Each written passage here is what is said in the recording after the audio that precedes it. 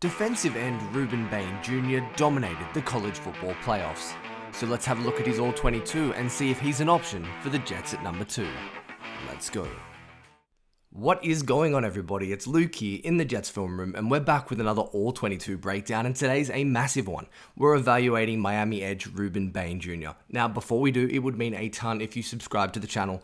Over 70% of people who watched the last video won't. It helps out, so if you could, that would be great. Now, let's talk about Bane, because he had an enormous 2025. 9.5 sacks, 83 pressures. He was incredible up front for the Hurricanes. But there's this debate. Is he an elite edge? Will he kick inside to defensive tackle? Is he an option at 2? Let's break down all of it. We're going to start by looking at what Bane does really well as a pass rusher.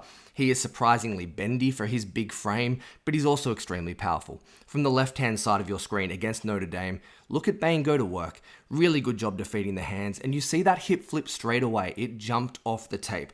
It all starts with the hand usage though. This guy is violent. It's like a knife fighter. Look how he swipes down on the left tackle's arms, defeats it, and then watch these hips. Flips, gets to the quarterback, and forces the incompletion. He did this a ton all season long for Miami. This was a great example of who he was, what he put on tape, and what Rueben Bain brought to this defensive line. Really, really nice rep to start today's video. But I'm going to be honest and show my cards early. I see Bain Jr. as a defensive tackle in the NFL. I think he can play on the edge, but his best shot at elite high-level play is being kicked inside.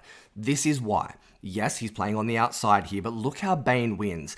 It is that violent hand utilization, the ability to stack moves, and he's great in a phone booth. Again, doesn't get the sack, but he disrupts this play.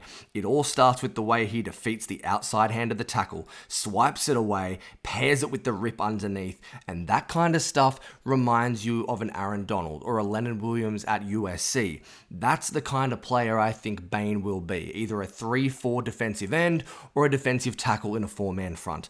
It's the violence, the physicality, he lacks some length, all those things just scream a dominant inside player to me, and these are some of the reps that really showed it. Again, from that same game, look at Rueben Bain. Imagine this is inside. Now, I know it's not, but again, it's the ability to change direction quickly, the hand fighting. He is just so violent. He's frenetic with his movements, but even better than that, I love this kind of move on the inside in the NFL. A great example of a club swim. Just a big, violent right arm, get over the top, and get in the quarterback's lap. You see all of these plays are almost leading to interceptions. He is incredible. He is so physical. He's got great hand utilization, and that's a match made in heaven. Again, I'm not saying that Rueben Bain can't play defensive end. I know he can, but these kind of plays, the ability here from the left-hand side of your screen to cross the face, to win again with a club swim from the other side of the line, they're the things that got me extremely excited when I evaluated his tape. It wasn't the outside speed rush. I don't think the bull rush will work in the NFL, but these kind of moves, they were prevalent on the tape, and I think they were super effective for Rueben Bain Jr.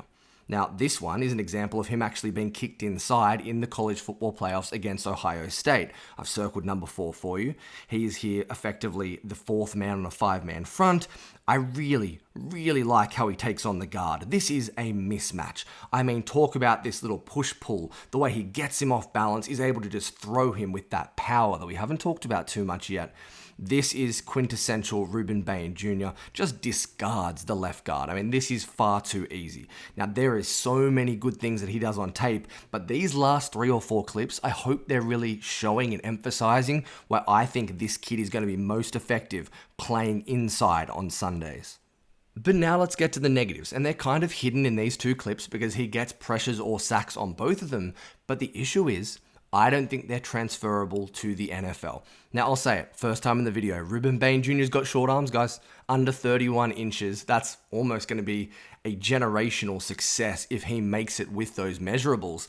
But here he is, going speed to power against the right tackle of Notre Dame and winning and getting the sack. but I just don't think this is going to work when he gets to the next level. Ducking his head and trying to go speed to power and forklift and bull rush tackles is going to be significantly harder. Yes, he is powerful and he's stout and he's well built, but on an island out wide, if you don't control the chest, you don't control the rep, and that is going to be an issue. It wasn't on this rep, but is it actually going to work? Can you see Rueben Bain doing this again here from the other side of your screen in the NFL? Again, a really nice quick pressure, but you're going to see him dip the head and try and attack the outside shoulder. I have my reservations about this kind of stuff working. I'm not sure.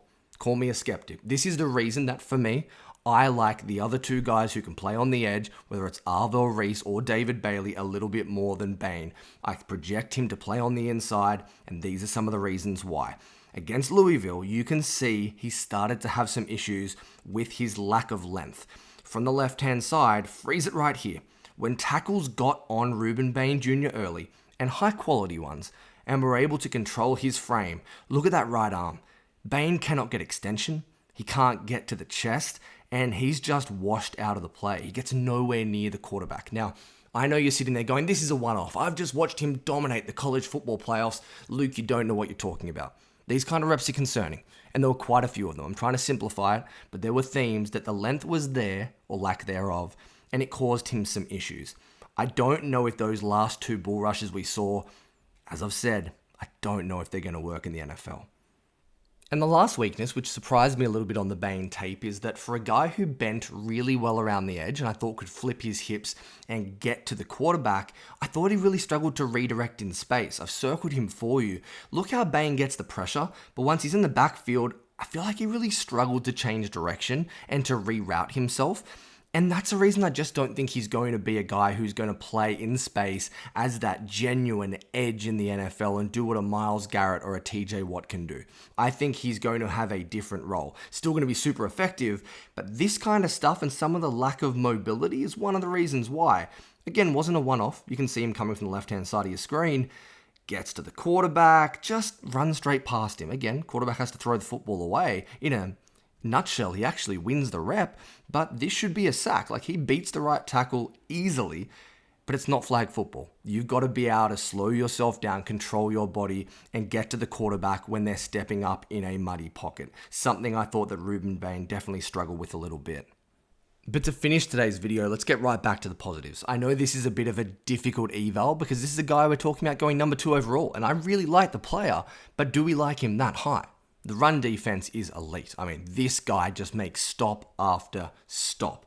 Here he is. Have a look at Rueben Bain just bench pressing both the tight end and the tackle to get to the running back. He does this so frequently, and if you watch the championship game against Indiana, you saw him have 3 or 4 run stops in that game too.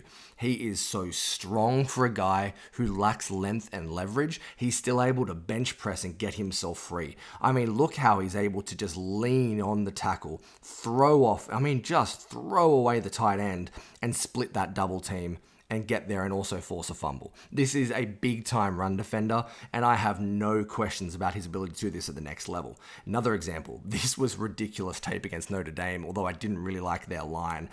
Look at Rueben Bain just go to work on this instance, just throwing him away, but then the pursuit along the line of scrimmage. He plays with his hair on fire. Again, it's that push-pull type move we saw against Ohio State earlier in the video. Look how he disengages again, and then has his head up and is able to make the play. He can do it all in the run game in a multitude of ways, and here's another example of it. Just far too strong, far too aggressive at the point of attack. That is huge. Even though he doesn't have the long arms, he's 280 pounds, he's well built to the ground, he's got a great lower half and butt. That's something you like in defensive linemen. And Rueben Bain, he can stop the run. So guys, there's my all-22 breakdown of Rueben Bain Jr. I think he's a hell of a football player. I think he's a guy who can get 8 to 10 sacks a year in the NFL, but in my heart, and what the tape is showing me, I think he's going to be most effective on the inside. Now, does that mean that he can't be an all-pro? No, it doesn't. But I think that devalues him when you look at the number 2 overall pick for the New York Jets. Rueben Bain, if he is selected, I'm not going to tear my hair out. It's not a terrible pick, but right now, I prefer Reese and Bailey.